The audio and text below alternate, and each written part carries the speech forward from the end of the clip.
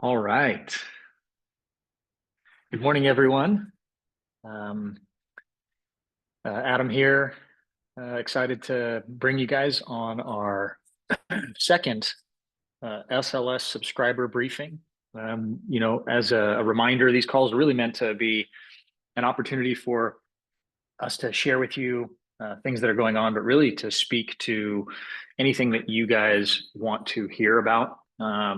On these calls, we'll really look to dive a little bit deeper into the subscription, our philosophy, and specifically models and allocation strategies so that you can really maximize your subscription with Sherman Portfolios. So on the call today, we have the team, and we're going to jump right into it. This will be recorded, and so for those of you who can't stay on the call, or for those who haven't joined or aren't joining live, you'll be able to watch this in post. We'll send a recap. So today you're going to hear some market updates from Tony Roylance, our director of research, and his team. You're going to hear from Sam as well, our VP of Advisor Success, around the breakaway stock model, which I know is something that so many of you know about, and um, there are many questions that come on that model, especially for our subscribers through some of the transition. So Sam's going to cover that a little bit. Excited about that, and then we'll open it up to see, for those who are on today, what questions, comments, or thoughts you have that you'd like to share with the group. So we're going to jump right into it, and I'm going to hand it off to Tony. So Tony and his team are on. You see here as well, Daniel and Zach, who are on the research team. Tony's going to give us some updates around the markets, as well as some of our methodology and a little bit of the behind the curtain for folks who've sent some questions in beforehand. I will give one plug reminder, and that is we send a pre-survey question. Hey, what do you want to hear on today's call or on this month's call? I would say you can use that link at any time to give us that feedback. So even if you weren't able to respond to that to get something for today's call, feel free to respond and just let us know if there's anything you'd like to hear on these calls or you'd like us to dive a little bit further into. And of course, outside of that, our team's available for you to reach out to and contact and ask any questions that you might have as you apply these into your business and your practice. So with that, I'll pass it off to Tony. Oh, thanks, Adam. And yeah, today is one of the 4 most important days of the market year. After market close, it's NVIDIA earnings. So anyone with children at school might want to go pick them up right now. It's a pretty big deal, as we all know. So let's get into it. Let's start off with kind of where we're at. We've gotten some emails from from a few of our subscribers that are starting to get a little bit concerned about the market. We've had a pretty decent sell-off last Friday and another one at the beginning of the week. And there's some concerning news flow out there as well. The first chart that I'm showing here, it shows the market from its last significant bottom in October of 2022. And if you simply just draw a linear regression channel starting at that point through the beginning of this week, we're seeing that prices have come down almost exactly to the precise midpoint of all of that data. So at least according to this fairly simple study, the trend appears to still be intact. Next slide, please. So yesterday, the market sold off in the morning and rebounded in the afternoon. And the main catalyst appeared to have been a decline in the Conference Board's consumer confidence reading. Apparently, the optimism of the nation's consumers is pulling back a bit, not surprising with a lot of the drastic actions being taken in Washington. In this case, it's pulled back to the level reached almost exactly last June, as shown by this chart from Bloomberg. And as you can see, there's no noticeable decline in the performance of the S&P 500 since that time. So all the kind of panicked headlines that surrounded this event, to me, I'm not really seeing any reason to panic just yet. So next slide, please. Here's another somewhat of a concerning panicked headline that the Magnificent Seven has now entered correction territory. And so there's two things that I like to point out about price action of the Magnificent Seven, and this data again is from Bloomberg.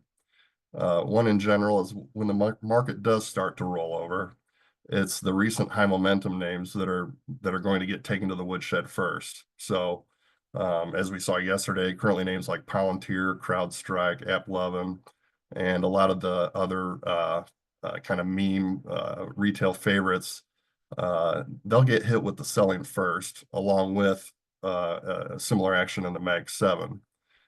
So but that does not portend that this is the end of this bull run, because as you can see here, one, yes, a correction has occurred as defined by being 10% down from its previous high. So that is a true statement. But this slide also shows that there's approximately 6 other occurrences of similar corrections in the Mag 7 in the last 2 years. And as you can see, the S&P 500 chart there continue to rise. So again, it is a concerning data point, but not enough to pull the plug just yet. Next chart, please. So this data comes from Wayne Whaley, very well-regarded analyst. Wayne did a study looking at all the years in which new all-time highs in the S&P 500 were reached in February over the past 50 years, which we just witnessed. And he found that there was 22 occurrences of this exact situation. And of those 22, 19 of those years went on to finish the year higher. So we're in good company there. And of the 3 that didn't, none of those finished down more than 10%. And all of them were less than 10%. So from a historical perspective, kind of a annual cycle type of perspective, this also is another piece of evidence that maybe things aren't as bad as the media may be saying. Next chart, please. Okay, now this is I pulled this because sentiment in both just in general, but especially in the financial news. I have relatives in the media, and there's an often quoted saying in the industry that if it bleeds, it leads. So media is almost entirely always focused on negativity, and in my opinion, that is more prevalent than in the financial media. So here we have 2 headlines from 2 of the major retail financial news organizations. And based on either of these headlines, it sounds like one of the most famous investors in U.S. history, Warren Buffett, is quietly liquidating his stock holdings. And of course, who would any of us be to go against, what Warren's doing? However, next slide, please.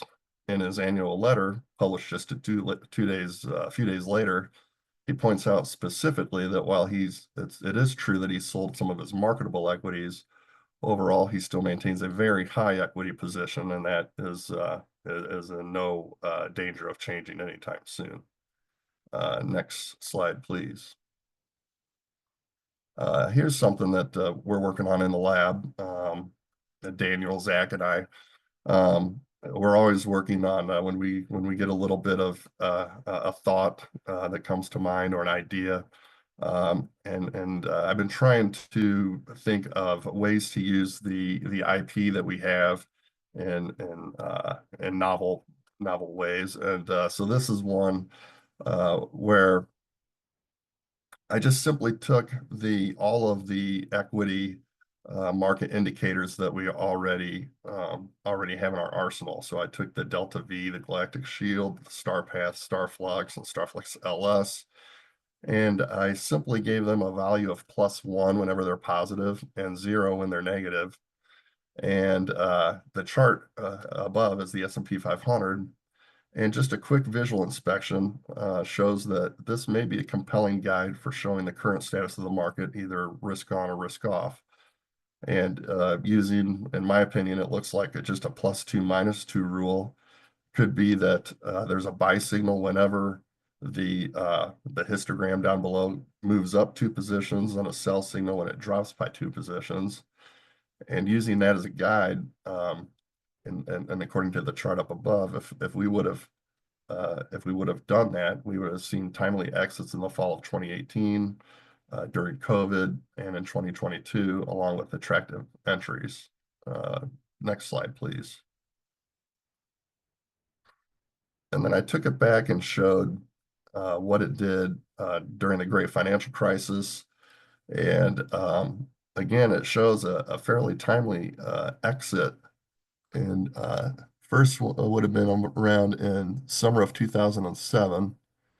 And then it wouldn't have rebounded until, I can't really quite see the bottom of that chart, but it looks like the reentry is shortly after the bottom in 2009. So again, this is not a model. This is just kind of an idea that's under construction, but it's something that advisors can use right now in their own practices, trading their own portfolios, and monitoring all this data that we produce every single night, by just simply looking at all of our equity indicators and keeping track of when there's a movement up of 2 positions or down of 2 positions. It's another way of helping you stay on the right side of the market. So that's all I have for today. And any questions or comments or concerns, definitely reach out to me or anyone on my team. Thank you. Thanks so much, Tony. We'll get those. If you have questions, please feel free to throw them into the chat, and then the team can kind of take a look at them so that when we get to the open Q&A, we can address anything that you might have. So now we're going to go to Sam. Sam, please take it away and talk to folks about this breakaway stock model. Awesome. All right. So really excited to announce the release of the stock models into the toolkit, where you can now trade on them. I'll review the current access for the breakaways. It's the breakaway stock tab in your command module, where we have the top 50 ranked positions in the S&P 500 and the Russell 1000. And historically, you would have just manually included these positions into a model like Delta V Calendar Star Path or Sector Rotation 2 to enhance and diversify your portfolio. But we've made it a little easier for you now. You go to your portfolio toolkit and click on SPL models. You'll scroll down to the Starship highlighted area, and you'll see the 2 models, S&P 500 and Breakaway Russell 1000. Select one of those. A few key things to note with these models. They follow our flagship equity signals. So that would be the long-term Delta V, which measures price action. We have the short-term equity signal with Star Path that uses moving average distance and relative strength. And then the seasonal signal with calendar effects to maximize the growth opportunity and reduce the drawdowns. And that would be the same indicator set that's used in the Delta V Calendar Star Path in the Sector 2. But then we just utilize the top 20 stocks. We'll do the trade positions tab. The top 20 stocks each month in the S&P 500 list, and then the top 30 stocks in the Russell 1000. And so now that we're publishing this, you can go ahead and start including this in your portfolio stack.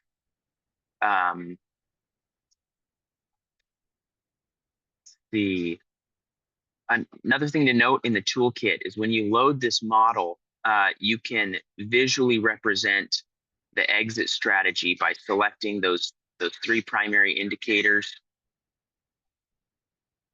And then it'll show the periods in which you'd be in the stocks versus in cash. And then the year-over-year performance. You can include this into a blend. So if you already have if you already have a portfolio that you're utilizing and you want to include stocks in your portfolio, I'll create a simple ETF portfolio using the Sector Rotation 2 model and Delta V Calendar Star Path. we have those down towards the bottom of the list there as well. And we'll do a simple 30%.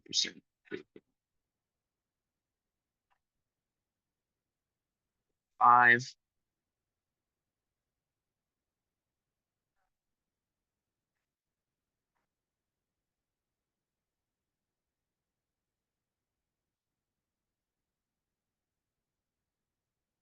You can create a blend and include those, and then you'll see in the positions, those stocks now will be reflected.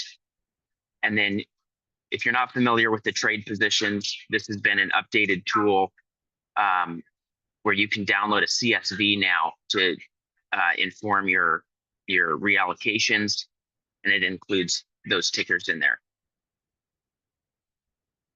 So pretty quick update. I know a lot of you have been including the breakaway stocks in one form or another into your portfolios, and so hopefully this makes it a little easier for you.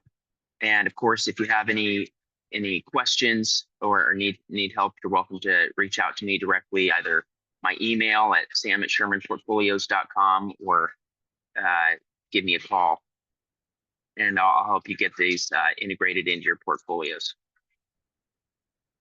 There you go. Take it away, Adam. All right. Thanks, Sam. It's a pretty exciting enhancement. We had a lot of questions when we first launched the command module in the online version of the toolkit for advisors wanting to have access to our stock models. Like, hey, how is it built? What are the underlying positions? Hey, we used to do top 7, and what are you doing on Russell versus S&P? And so now this is a really big enhancement. I will just kind of add a note to say that I know stock models, as much as our team obviously trades them, we're very fortunate. We're just about to cross over the $1 billion AUM mark on our Starship TAMP. And so we trade these equity models, but I know it gives Tony the fun feelings when all of our subscribers and advisors look to trade stock models. So as you run into unique challenges in looking to implement, because talking about models is one thing, but implementation of them and trading them is a totally different thing, feel free to reach out to our team. We'd be happy to talk you through that. And just as a reminder, for those of you who do have the ability to sign a sub RIA, we do have our Starship TAMP, which allows you to leverage every one of these models through automated trading and billing. And so you can create any allocation combination. You can use our custom blends that we build in-house and that we manage. So I would just say, one, start playing with it. We were already giving you the stock information as far as the top stocks, and we expanded it from giving you the top 30 to the top 50. As a reminder, that's updated the first of every month. And so you're going to go into the command module to take a look at what those are. But as you have questions, feel free to reach out. I did see a couple of questions in here. Tony, can you talk through, before we get to the other ones, talk through the 2 that were asked and just kind of give the color on the 2 questions that were asked and your feedback, so that folks who aren't looking at the chat or maybe don't know how to use Zoom because they use Teams or something else, they can hear it. Sure. Yeah, our good friend Paul, known for a long time, asked how does it perform versus Delta V and StarPath? And the answer is it's still anecdotal at this point. I haven't finished writing the code for it for us to actually thoroughly test it and put it through the proper paces before we release it as something more than just being under construction in the lab. But you'll all be the first to know when we do. And then other than that, Nick asked if we anticipate building any models with the strategy, and the answer is if the data that we get substantiates it, then yes, it's absolutely possible that we would go down that path. And that's the 2 that Awesome. we got so far. Yep. And I just saw another question from Paul. It looks like he wants to know if he can select the number of stocks in the model, or does he have to use our default of either top 10 or top 20 positions? Well, So it's top 20 and top 30, actually. And as a professional financial advisor, he is free to run his practice the way that he feels. And that's fine with us. But the data that we provide is all based on the top 20 and top 30. And that's because through rigorous testing, we found that having that level of diversification allows us to trade a stock model um, in this environment without I know the temptation to always go for the high CAGRs, but Zach, maybe you can chime in here, but I know I think the top 10 of our breakaway stock list would have been beaten up really, really bad on Monday and Tuesday um, based on the holdings. So I'm more risk averse, and so I'm gonna keep the training wheels on for a while, but professional advisors are free to run their practices the way they wish, of course. Yeah, like Tony said, like I don't have the numbers in front of me, but just like in terms of risk adjusted returns, this is what we found when we did our testing. And so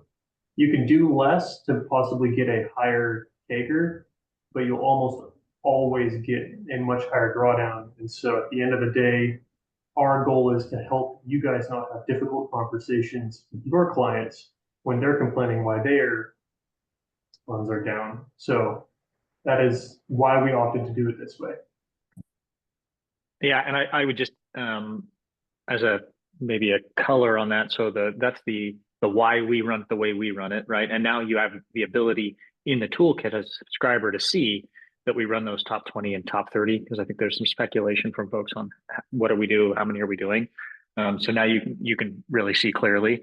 But in addition, if there's enough feedback from advisors that there's a desire for a feature enhancement, call it, in the future, where maybe you can select the a version of the stock model through our custom portfolio build and say, hey, I'd like to select, top 10, top 20, something that makes an adjustment to Tony's point, to allow you to look at the data relative to making that choice in back testing. I could see that as a potential future enhancement, but as of today, as of right now, the models run based on our proprietary logic and approach based on all of the data and research that we have in our wheelhouse. So I would just say the beauty about the kind of team that we have is that we're nimble and we're persistent. And so, but at the highest level, our primary desire is to serve you better. And so if you have a request, push those requests. And as we see those bubble up and there's high demand for either a feature request or a capability within the toolkit, we can bubble that up to prioritize. One thing to add it to, Adam, is that I've neglected to mention in the past, but it just occurred to me is when you do run a narrow portfolio of, say, the top 5 or top 7 stocks, there's a very good chance that those top 5 or top 7, at least 80% of them or more, are going to all be in one sector. They're going to be all in semiconductors, or they're going to all be in energy. And what happened with the original breakaway is it had 5 out of the 7 were in media companies when there was just devastation across Discovery and Fox and all these other the media companies just got slammed like 40% in just a matter of days. And so when you're that highly concentrated, not only in a handful of stocks, but in one sector, the risk just skyrockets. So 20 and 30 really forces us to be more diversified across the market through different sectors. So, and I would also add to that, that the most successful advisors who leverage the platform are not using one of our models. And, the breakaway stock model is one of several strategies. So to that point, you could end up in the same boat around AI. So this will go to one of the questions that we just got that I'll ask you here, Tony. But because we are a momentum and trend shop, we don't follow what we think is cool or what we've gone and done some sort of deep fundamental analysis on. We apply our proprietary momentum, relative strength logic, and then that speaks, right? So that means that essentially, if you're on a stock list, to Tony's point, you could end up with concentration. And then when you move that up and start cherry picking just the top of that top, you're making it worse. So one of the things that a lot of advisors do, obviously, is that they apply multiple versions of our model. So as Sam kind of showed you, hey, I'll apply a sector model plus type 1 and type 2 plus a little bit of the stock model, and I'll adjust that down. That's all. You can get those risk scores adjusted, but you can minimize that concentration risk that Tony's talking about, still leveraging our model. So even just only doing the breakaway stock model is not exactly what most of our most successful advisors do, and it's honestly not what we do when we apply it into the blends and how we manage our TAMP assets. So the one question, and I think it looks like we might have typed an answer, but I'll have you speak to it, Tony, which was, with NVIDIA earnings coming, if there's some swing, does that, change your mind or make you feel different depending on how that goes? Yeah, that's a great question. And really the answer is my view. I have a lot of views, and the part of being a well-disciplined investor is you sit on your hands when it comes to your views, and you don't you let the data be your guide. And so will a single company's earnings substantially change my view? If they miss earnings by a long shot, yeah, that's going to hit the NASDAQ hard. That's going to hit tech hard. Will that mark the end of this bull market? That, who knows? That remains to be seen. But if we see enough selling begin to occur, it's going to, in one way or another, it's going to affect all of our indicators. And the short-term ones, StarPath and StarFlux, will most likely react first. And so we'll start stepping out of equity, start stepping out of positions, getting more defensive. And that's why we back test these so diligently, is so that my opinion really doesn't matter, and we just follow our time tested data and tools. Yeah, and I would say that's why so many of you have used and subscribed to our service, is that we're not another firm that's a talking head with our opinion shifting based on current events. We have of course, a proprietary and disciplined approach. Once that foundation is built, then it's just a matter of applying what's happening in the world through that same logic. And so, as it's been said many times in the past, we don't say what ought to be, we say what is. And so it's just a matter of looking at the data. So, yeah, I think we might all have opinions about what's happening, but the fact is, did the trend shift? Did it break through, the bands that we've created? Did the logic apply such that it made a shift? And that also can become a challenge. This is where the proof is in the pudding. In that, you guys have seen in the past where potentially there were big whipsaws in some of the previously designed indicators. And, people end up just stop using, hey, I'm not even going to use that. So what we've built in the new toolkit and with the enhancements and the discipline applied, and then your ability to look at that, it really allows you to know exactly how our models and our indicators are going to behave. And so, yeah, our opinion is it'll get pushed through we'll take the beef and put it through the sausage maker, and out the other side is what it is. And hopefully it's good. we enjoy it. So I don't know that I see any other questions. Paul, I did see your comment there just around, potential future enhancement of being able to play around with the breakaway stock model to see, really what your appetite is, because at the end of the day, you're all autonomous advisors who are making your own decisions. So we want to give you all the tools that you can stomach. I don't think there are any other questions. So I just want to say thank you all so much for joining today's call. We will send out the recording of today's call for you to be able to share it with any folks. And again, please give us your feedback. Let us know if there's anything else that you want to have covered. And thank you so much for your business. We appreciate you, and we look forward to continuing to serve you. Have a wonderful week.